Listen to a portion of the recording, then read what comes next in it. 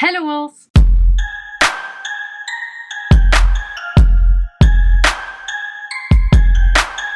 So I was tagged by Alyssa over at Books with Alyssa J to do the BookTube Real Talk Tag 2.0.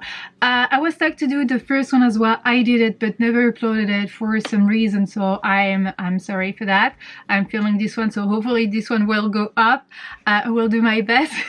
Sorry for that, but thank you so much for tagging me because she has quite some interesting questions. So yeah, I will link her channel down below with the original tag down below. Just check them out. All the questions will be down below as well, so if you feel just like answering some in the comment section, or if you feel like doing that tag, please do it, because I guess that the last question will be to tag people. But if you haven't done it and you want to do it, you're tagged, so you know. But yeah, so I have all the questions here, and the first question is, if you could give yourself one piece of advice when you started making videos, what would it be? I think just to chill out. Nothing has to be perfect, because actually nothing is perfect. Just do what you want. Like I always say when I find a BookTube newbie video, I'm like, stay yourself, connect with people, film what you want and have fun. Because as long as you're having fun filming the content you're passionate about, we will have fun watching you, because we will see you having fun. So I would just tell myself, chill out, relax, do what you want and you will do good. Don't pressure yourself. Life is already overly complicated. You don't need to pressure yourself for a hobby. This is a hobby. So just do as you feel. Fail so many times. Like I have videos I want to cringe when I watch them, and actually I don't even watch them. I just see like the thumbnail and I'm like, oh my gosh, I remember that video. I never deleted any of my videos, so if you want to watch even my first BookTube newbie tagline, my first video ever, it's horrible. It's horrible. I'm like a little puppy here talking like this and moving like this. It's okay. We all grow up, we all learn. So just stay yourself, film what you want, connect with people and have fun. That's it. Question number 2. What are your thoughts on cancel culture? What does that mean? Okay, so apparently it is when you do something big on YouTube, a mistake, a huge mistake, or something that wasn't appropriate or whatever, and you get just cancelled. I don't even know it was like a cultural thing or whatever. I don't know what I think about it. Like, okay, so I feel like, who am I to judge if someone doing is right or wrong? So many scandals and dramas are happening every single day, and I can just say I disagree, I agree. I will unsubscribe from that person if I disagree with something, and whatever, something. I did it, well, never mind. I feel like when you're a booktuber, a YouTuber in general, but I mean a huge YouTuber, not just me having fun here, little me, you have some kind of responsibility. Like, you are responsible for everything you do and everything you show to people. And this is a lot. You should always be yourself. You should always be honest.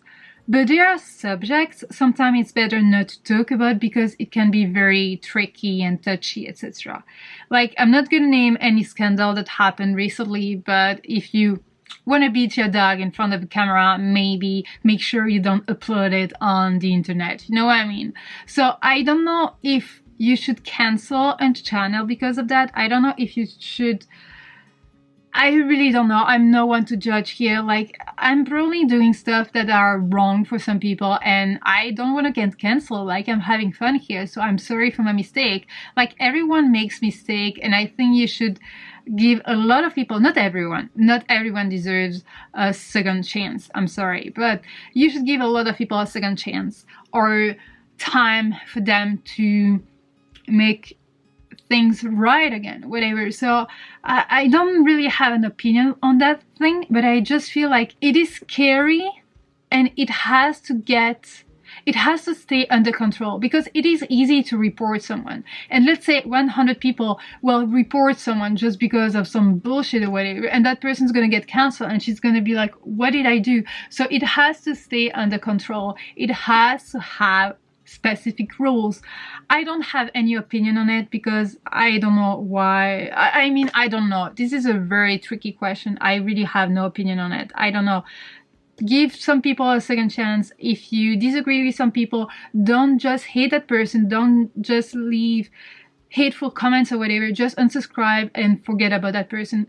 Do your life as that person was that to you, and that's okay. Just move on with your life. I think that's the best thing to do. But yeah, I really suck at giving answers to specific questions. Question number 3. Do you consider BookTube to be a welcoming community? So, I really think so. I really think that BookTube is welcoming and supportive and nice and kind and whatever and whatever. We have trolls here, we have drama. I got insulted by people. Some people told me I was fat. Some people told me I shouldn't be on BookTube because I wasn't talking English properly, and blah blah blah blah blah. And that's okay, just move on. Like, some people will hate you for no reason, and that's fine. But I find the majority of people very welcoming and very supportive. Like my pack here, you Wills, you're just amazing. I would never have expected to have such an awesome pack. And everyone's pack is going to be different. People don't watch the same thing. And I don't know why I'm saying this. I lost. I really believe that the community is very welcoming. But in order to make it welcoming, you have also to get involved in it. It's like, some people I know I talk to were like, yeah, but the community is not welcoming. No one is subscribing to my channel. No one. That's because you need to connect to people. Like, just uploading videos. What? Billions, I mean not billions, but so many people are uploading videos every single day. So your video might not be seen by as many people as you wish. That's why you have to connect to people on other platforms. Instagram, Goodreads, Twitter, Discord, whatever, you know what I mean? So you have to put you out there in order to feel that welcoming community. I don't know if that makes any sense, but that's my opinion on it. It is very welcoming, very supportive, and people will help you read more, will help you create a never-ending TBR. They will push you out of that reading slump, etc. I find the community one of the best, but yeah, you have trolls everywhere. We all have a different rhythm, and we all need to find our little space in the BookTube community. That's all I wanted to say. It's all about community and not competition. Keep that in mind. Your path is no one else's path. So yeah. Question number 4. What are your thoughts on book consumerism? Do you feel pressured to buy books? I don't feel pressured to buy books. I buy books because I want to buy books, and because I can, because I work for it, and I don't have a social life, so I don't spend my money on anything else except for money. So buying books, I don't feel guilty. What I feel guilty about is that I have so many unread books on my shelves. That I feel guilty for, about whatever. I don't feel guilty about buying tons of books. So that. Consumerism. What is consumerism for you? At what point it is consumerism? Like, you can buy 10 books, you can buy 2 books, who cares? You do whatever you want with your money. And what? We buy lots of books, so what? Author can have food on their tables at the end of the month. So I think that we humans love to put words on stuff, and consumerism is a very bad word apparently in the BookTube community. And we got criticized for that, people saying that we buy too many books, that it's useless because once it's read, it's sitting on your shelves and whatever. Yeah, sure. But do you wear all your jewelry every single day? Do you wear all your shoes every single day? Do you wear everything every single day? Do you eat everything that's in your fridge or whatever? You know what I mean? Like, it doesn't make any sense, but you get my point. Like, I don't even know why I'm getting mad at this question. We all have different habits. Mine is reading, so I buy books. Final point. I know it doesn't answer the question, but let's go to the next question. Question number 5. Will you consider yourself a critical reader reviewer? 1 year ago, I would have said, no, I'm reading for pleasure. Nowadays, I'm getting more and more critical. More and more I read, more and more critical I become. So yes and no, actually, it really depends. because more I read, more I know what I like and more I know what I don't like. So when I start a book and I see that it's getting somewhere I don't like, I'm gonna start criticizing before even ending the book, you know what I mean? So yes, I feel like I'm more critical than before, but it's not especially in a mean way, you know what I mean? Like, I'm learning what I like and what I don't like. I don't know, it doesn't make any sense. Why don't I make it? So I consider myself a critical reader, but not especially a critical reviewer, because my reviews of books are quite simple. I talk about the characters, about the plot, the twist, a bit of the writing style, etc, etc. I don't go deep in details, if you know what I mean. But as a reader, I'm gonna say, okay, I didn't like that book because of that. It's easier to say I didn't like a book now than it was like 1 year ago, if that makes sense. So yes and no. If that answers the question, I'm not sure, but question number 6. Do you take part in readathons? What are your thoughts on them? Yes, I do.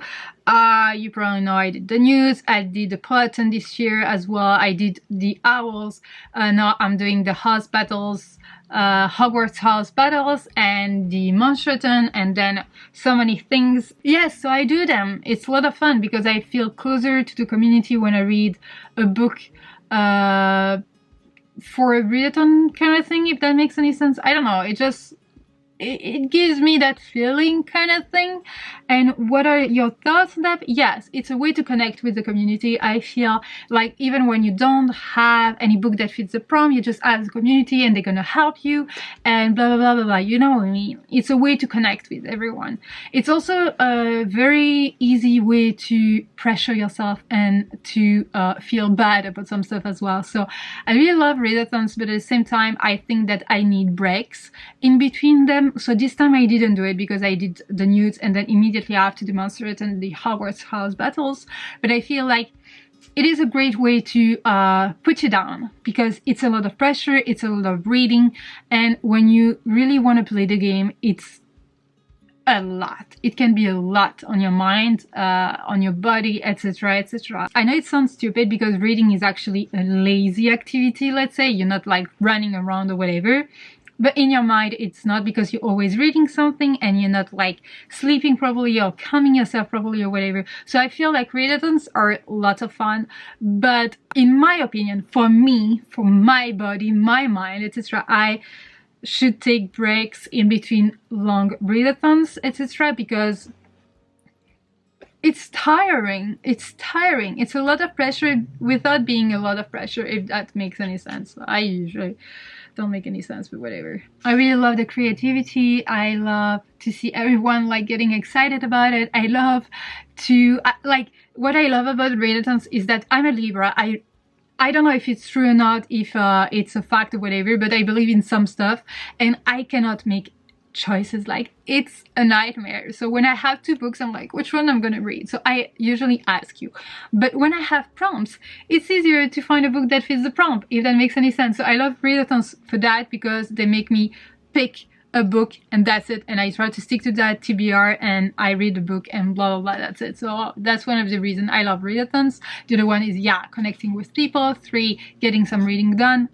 And yeah, but the downs are, it can be a lot of pressure, it can be a lot on yourself, and yeah, sometimes you want to do other stuff. Maybe you have a life next to reading, you know, besides reading. I don't, so yeah. Question number 7. Recommend a book with a topic issue that you are passionate about. Whoa, that's not easy. What's that question?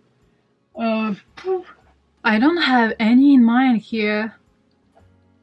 With a subject I'm passionate about, or issue I'm passionate about. I don't know. There is nothing, like, I'm passionate about a lot of stuff, but not usually. Oh, Astrophysics for People in a Hurry by Neil deGrasse Tyson.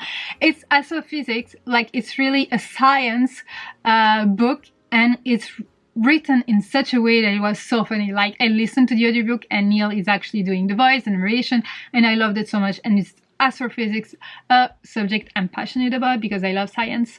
So yeah, I guess that. And then last question is tag 3 friends.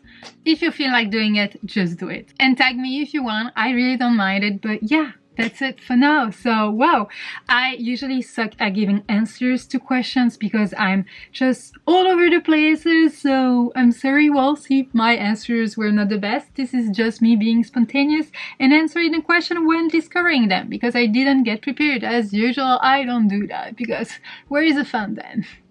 But yeah, Walls, thank you so much for watching this video. I really hope you enjoyed it. If you want to do it, tag me or answer some of the questions down below. So yeah, talk to me in the comment section down below. If you like this video, give it a thumbs up. Don't forget to subscribe to be part of the pack. And I will talk to you super soon. Bye, Wolves. Take care.